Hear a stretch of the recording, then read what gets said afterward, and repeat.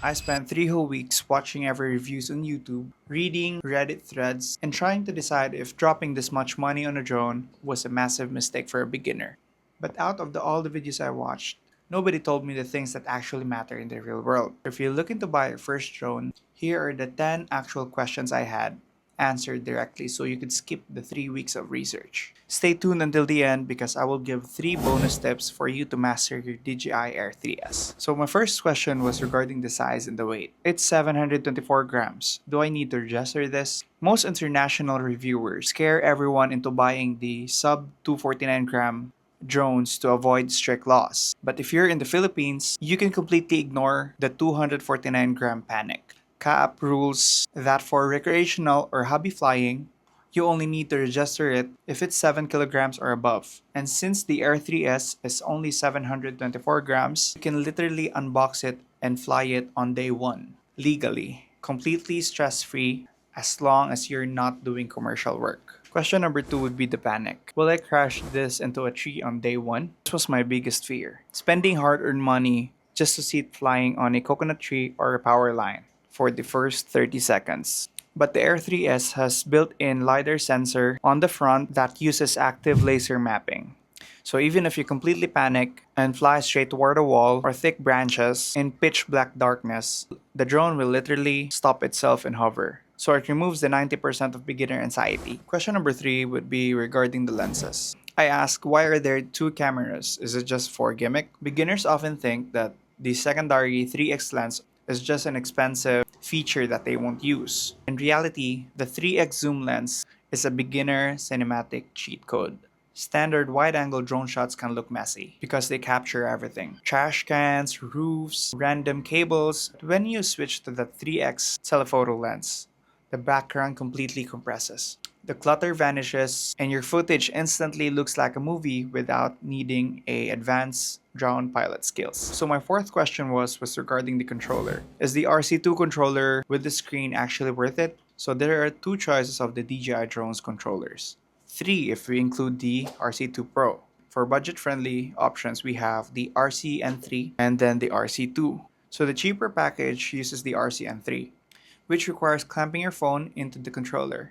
Trust me, paying for this RC2 is a massive lifestyle upgrade. Draining your phone battery while flying is annoying, but getting a random phone call or a spam notification right when you're trying to land a drone is genuinely stressful. With the RC2, you flip two switches, you're in the air in 15 seconds, and phone completely free. So it's actually worth every penny. So question number five would be regarding the storage. So what happens if I forget my SD card at home? We've all been there with my Action 5 Pro.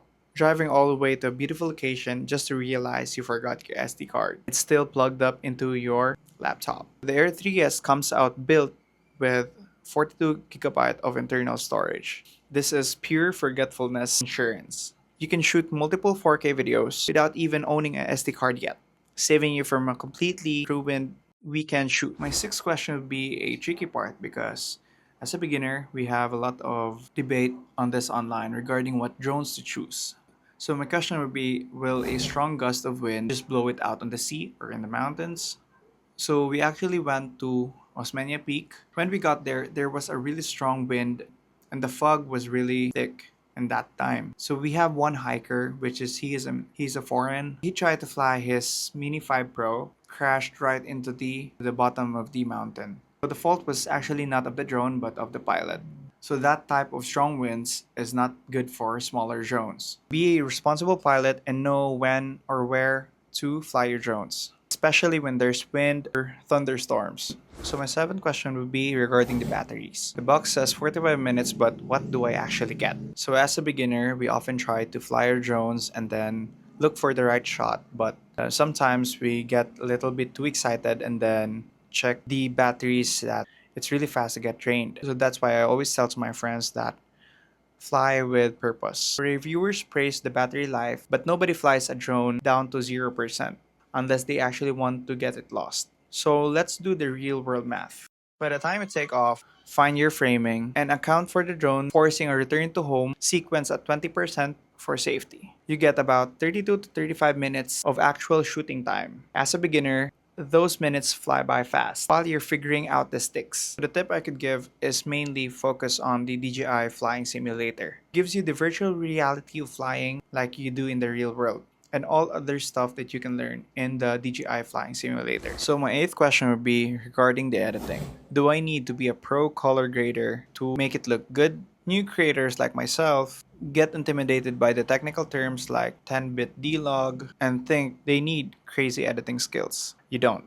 The normal 8-bit color of this drone is incredibly beautiful right out of the box. Internal processing handles the colors and contrast beautifully, meaning you can pull the footage straight to your phone or laptop, cut it together, and post it without touching a single color wheel. So that is for efficiency of the edit. Like for example, you edit your trips on the same day. This is a really good option for people who likes to edit efficiently without touching a laptop. So my ninth question would be for a solo creator. Can I use the tracking feature safely without a pilot? If you want to film yourself walking or riding a bike without a pilot holding the controller, you're probably scared the drone will clip an obstacle. The Active Track 360 feature doesn't just blindly chase you from behind. It actively plans a 3D path around its surroundings. So if an obstacle gets in the way while it's tracking you, the drone will smoothly curves around it or rises above it automatically. For a solo content creator, this is a really good feature for B-rolls. The last question I had was the ultimate nightmare of beginner pilots. What happens if the signal completely cuts out? This is the ultimate horror scenario. Seeing a lost signal screen, assuming your investment just dropped from the sky. So the all-new O4 transmission signal is incredibly strong. But if you do manage to lose connection behind a massive hill or structure, the drone doesn't crash. So the smart return to home feature kicks in automatically. It uses its memory and sensors to safely trace its steps and fly back to the exact path it flew through. And this is a really good sensor compared to the older versions. So if you have the budget and you're on the fence, skip the cheaper models. The safety features and the dual lenses of the Air 3S mean you won't lose your investment on day one.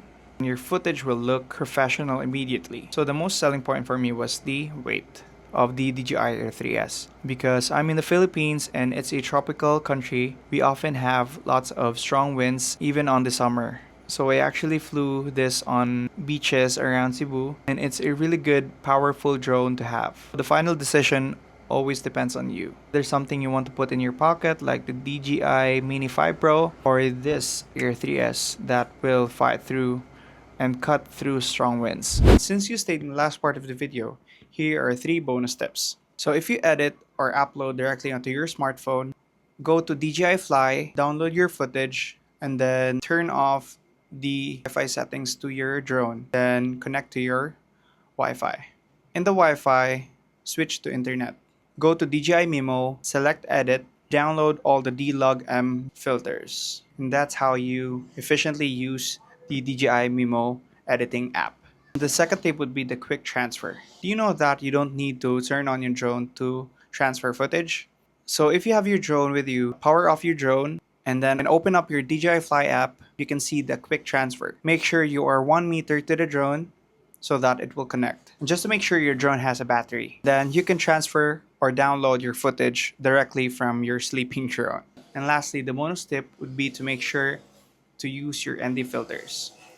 So I provided a list here so that you can screenshot it while you're flying your drone. Basically, the ND filters are like sunshades directly to the lenses of your drone. So if you can see, you have 3 ND filters with the package. First ND filter is the filter number 8. So this is good for golden hour, late afternoons, or early in the morning.